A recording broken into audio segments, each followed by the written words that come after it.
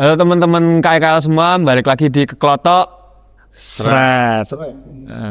Perkenalkan, nama aku Matthew dari angkatan 2024. Mungkin di sini boleh kenalan dulu. Di sini ada siapa dan dari angkatan berapa? Ya, saya Buna dari angkatan 95. Kalau saya Charles dari angkatan 95. Oke, jadi hari ini sama teman-teman dari KKL 95. Nah, mungkin mau tanya-tanya nih, kayak dulu masih ada nggak sih kayak zaman Popsila gitu yang diinget, yang masih jadi kenangan waktu Popsila di angkatan 95? Itu Popsila saya sebagai korban atau sebagai yang pelaku? Bebas, boleh dua-duanya juga. Oh, kalau sebagai korban ya jelas tuh banyak yang diingat. Karena yang jelas kalau waktu itu kan, kalau aku terus terang Loyolanya kan jurusannya S1. Jadi kita 4 tahun. Jadi kalau yang lain itu masih D3 karena 3 tahun. Kita 4 tahun. Jadi waktu itu berarti aku masuknya 91. Nah, 91 itu yang agak shock itu karena di Loyola waktu itu membiasakan waktu Popsila itu untuk pesertanya datang dengan bersepeda. Oke, jadi ciri khas awalnya sepeda. Bersepeda. Karena kita dari jauh, karena sepeda itu jadi akhirnya kita kecapean sampai sini. Karena sudah kecapean, kita enggak tahu acara apa, ternyata sudah dibentak-bentak, itu masalahnya. Ternyata ada triknya. Gimana? Kalau waktu itu papa mamahnya punya mobil, sepedanya ditaruh di mobil. Nanti kalau sudah dekat baru Turun. Itu ternyata triknya seperti itu. Nah, kita kan enggak tahu ada triknya. Dan boleh itu seperti itu kan enggak tahu gitu. Terus kalau dari ini Charles. bukan Charles. Kalau apa ya? Oh gini ya. Iya. Kalau aku apa ya? Yang tengah-tengah itu aku kan karena bukan dari bukan dari golongannya Dominican Savio. Jadi aku nggak ngerti apa-apa tentang Loyola. Jadi taunya tuh dulu mau dimasukkan ke sekolah biar jadi romo. Ya aku gelem-gelem wae. Mau jadi romo sampai sini gondrong. Terus begitu sampai sini kok yo ketompo terus ada uji Popsila. Popsila aku juga nggak tahu. Jadinya waktu itu disuruh pakai sepeda. Ya bener-bener sepedaan dari rumah. Jadi 7 kilo dari sini ya. Lumayan ya, kerasa capek. Oh iya. Nggak capek karena nggak. Berangkatnya seneng karena dia rumahnya di atas. Oh, jadi turun. Iya. Waktu pulangnya justru malah naik ya. Nangis. Nah hari kedua mulai di tutke sama bapak ibu.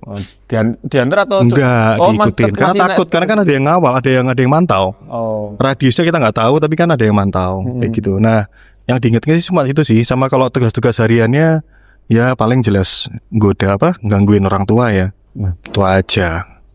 Kira-kira gitu sih. Nah tadi kalau ini kan tadi korban, sekarang kalau pelaku yang jadi pelaku itu gimana itu? Oh, kalau yang pelaku, nah kebetulan waktu itu aku jadi orator, pernah jadi oratornya. Jadi orator itu kan penyiksa lah. Pas waktu angkatanku itu termasuk istilahnya itu sejarah baru juga. Karena orator itu harusnya dia tidak naik kelas. Orator itu tidak diambil dari jurusan S1. Nah, kebetulan aku S1 kan. Nah, karena aku S1 akhirnya aku dimasukkan. Tahun 95 itu adalah tonggak sejarah pertama anak Loyola yang S1 itu bisa menjadi orator. Begitu. Mungkin bisa ceritain nggak kayak waktu jadi orator tuh mungkin nyuruh apa aja gitu yang lucu, mungkin menurut dari ini lucu gitu ke yang jadi korban-korbannya gitu. Kalau lucunya tuh sebetulnya banyak yang lucunya juga waktu aku di tahun kedua ya. Jadi tahun kedua itu kan aku harusnya kelas 2. Ya. Tapi tahun kedua itu ternyata aku masih ada pendalaman di kelas 1. Nah, waktu pendalaman kelas 1 itu kan itu ada masa Popsila itu seminggu. Ya. Nah, seminggu. Seminggu itu kan berarti yang murid baru itu kan baru masuk, terus kalau paginya dia penataran P4, sorenya Popsila. Ya. Nah, waktu penataran P4 yang kelas 2 itu sudah masuk ke kelas masing-masing. Nah, karena aku pendalaman kelas 1, maka aku enggak dimasuk kelas. Aku jadi di belakang mereka waktu penataran. Nah, dari teman-temanku yang itu kan, aku karena di posisi pendalaman kelas 1-nya tadi, nah kan ketemu sama mereka. Mereka itu banyak curhat sama aku. Dikiranya aku itu ini ya? Ada yang ngira aku Pak Bon, ada yang mengira aku tukang jaga sekolah gitu loh. Dengan kehadiranku di penataran P4 itu yang tadinya mereka enggak serius-serius loh jadinya loh. Oh, Itu efek yang sangat menggembirakan itu. justru ada sisi positifnya ternyata ya. Nah, setelah mereka tahu bahwa itu aku adalah pendalaman kelas 1, mereka baru ketawa-ketawa. Oh, ternyata pendalaman kelas 1. Gitu. Oh. Dikiranya Pak Bon. Geser nih dari Popsila. Ya. Mungkin ada nggak guru-guru yang masih diingat sampai sekarang gitu, atau mungkin ada pengalaman menarik sama guru di Loyola? Wah, kalau guru-guru Loyola tuh menarik semua, karena kita sih sebetulnya nggak ada jarak yang begitu jauh antara kita sama guru. Kalau menurutku gitu sih. Gimana, Cas? Iya bener sih. Bulani, Pak Mugo, Pak Kasdi, kepala sekolah apa ya? Pak Manji. Terus siapa lagi ya? Bu Ena. Nah, Bu Ena nih legend nih, maksudnya cerewet. Wali kelas. Iya wali kelas nggak ya? Nah itu cerewet banget. Nah pokoknya waktu sesekali dia nginget kita, pasti yang diingat adalah keteledoran kita. Kalau kita lagi teledor masih diingat-ingat. Piye kowe. 11-12 sama almarhum Bulani ya. Yang baik-baik berarti jarang diingat. Wah iya, dia dekat sama kita ya karena kowe ya gitu. Itu dekat banget. Nggak tahu. Tapi saya lupa sih ceritanya apa ya. Gitu kira-kira. Lupa. Ya, terlalu lama. Ceritanya teman-teman malah ingat sih. Ada yang masak di pelajarannya guru. Dulu ada bahasa di sos kami itu ada bahasa Jepang. Nah itu kan karena gurunya dari luar, orang aja niblas. Bahkan waktu ada guru lagi ngajar, tengok belakang pada bikin Indomie. Itu berarti Mbak kompor gitu ke kelas? Oh yoi. Terus enggak dimarahin itu berarti? Itu dibiarin? Ya mungkin dia tahu karena dia takut untuk ngingetin ya, karena guru dari luar ya. Iya. Gitu sih. Sopo jenenge Pon? Itu pasnya lo tuh. Pas aku itu. Berarti itu kali kedua berarti. Kali pertama itu zamanku. Kita ada pelajaran namanya etika. Oh, pelajaran etika. Aku terus terang lupa nama gurunya karena sudah sepuh. Etika itu jadi kita melihat gurunya itu memang nggak begitu kontrol sampai belakang karena dia sepuh. Jadi dia modelnya guru yang di depan. Oh, liatin depan aja ya, belakang terserah gitu. Itu waktu aku kelas 1 yang pertama ya, sebelum pendalaman.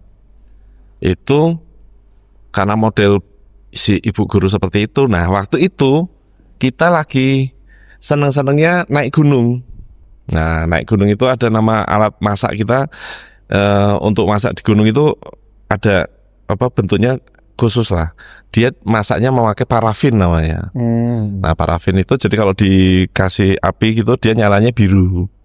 Nah, oh, yang kayak bundar putih itu ya? Betul. Nah, itu parafin. Nah, suatu saat kita sudah berencana di pelajaran ini karena tipikal gurunya itu santai, kita juga ingin santai saat itu. Kita mencoba memasak Indomie di barisan paling belakang. Buka parafin, guru sudah mulai masuk, kita buka parafinnya kita nyalakan, lalu kita masak air. Nggak begitu lama itu air mendidih, terus kita masukkan mie. Nah, itu belum ada bau. Ada bau itu ketika bumbu sudah masuk. Ya. Nah, kebetulan kelas kita itu kelas di sini di pojok, yang sekarang jadi tempat apa ini ya? Oh, yang belakang sini nih? Iya, belakang sini. Oh. Itu kelas dulu 1A.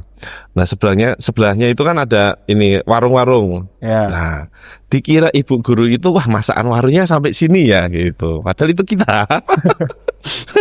Jadi enggak cukup berhenti sampai situ. Setelah masuk bumbu masuk telur. Jadi itu Indomie yang komplit pakai telur. Tambah wangi ya dia. Tambah wangi. Nah, itu di situ kita membuktikan bahwa sebetulnya di Loyola itu memang perlu pelajaran etika. Karena kita waktu itu kelas saya tergolong orang-orang yang tidak beretika, khususnya bagian belakang. Langsung dibuktikan ya. Langsung dibuktikan. Butuh, ternyata kita memang butuh pelajaran etika. Karena apa? Karena kita banyak yang tidak beretika, khususnya barisan belakang. Gitu. Ya, ngomong-ngomong ini ngomong ngobrol ini, dilihat ada bajunya sama topinya ini bagus, ini apa ini? Oh, ini Apa ini? topi sama baju ini kan kebetulan kita akan mengadakan acara KAD ya Cas ya. KAD di 2025 ini di tanggal 21 Desember 2025 kira-kira gitu. Oh, jadi ini jadi merchandise-nya KAD 2025. Ya, merchandise-nya. Ada topi, ada ini, ada tote bag, ada sepatu ada enggak ya? Enggak ada. Tumbler ada.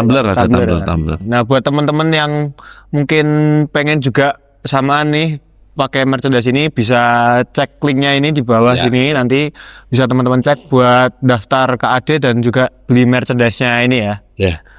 Terus apa sih yang bedain dari KAD-nya nanti 2025 ini dari yang tahun lalu? Jadi kita untuk ini bukan ciri khasnya aja ya. Kita nggak tahu karena kita kan nggak ada pakemnya juga. Pakemnya KAD itu seperti apa. Jadi mungkin ciri khasnya nanti dari kita adalah kita akan mengedepankan sisi teknologi terutama AI. Oh, berarti Begitu. temanya sendiri dari KAD tahun ini. Kalau tema dari KAD adalah teman lama cerita baru. Karena jadi itu harapan kita KAD itu adalah tempat kita berkumpul-kumpul lagi. Teman lama ini berkumpul dari seluruh pelosok. Lalu kemudian kita membuat cerita baru. Mungkin cerita baru itu untuk ke depan bisa untuk berbicara bisnis, organisasi, atau perkembangan ke depan untuk teman-teman kita berjejaring lah. Tadi kan disebut juga di awal ada mungkin fokusnya tuh di KAD tahun ini tentang AI ya. Ya. Nah, mungkin ada nggak sih sneak peek dari siapa nih kayak yang jadi pembicara atau narasumbernya atau guest star-nya buat tahun ini? Oh, untuk AI mungkin bisa Pak Charles. Oh.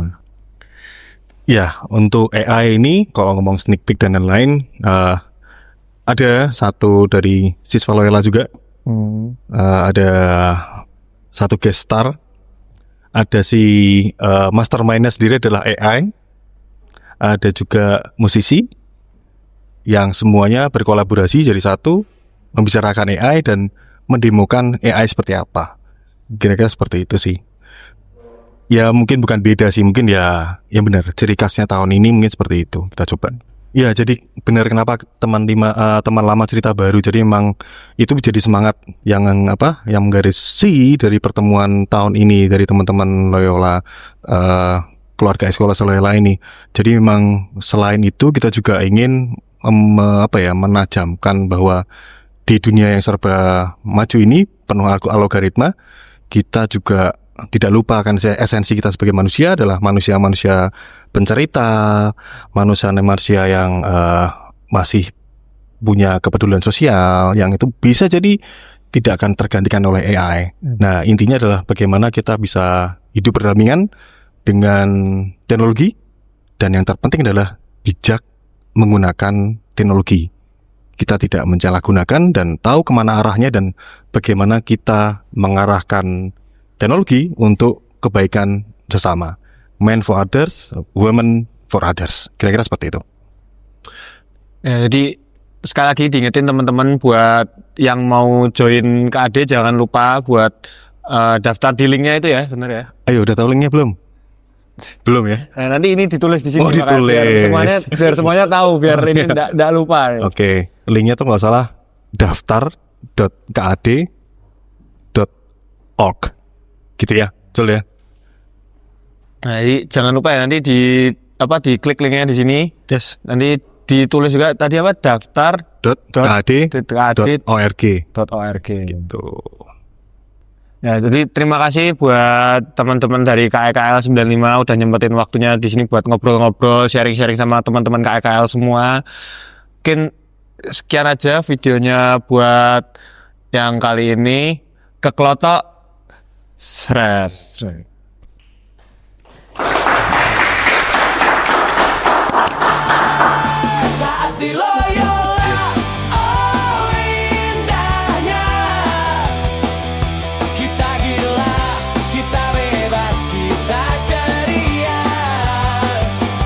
Sekarang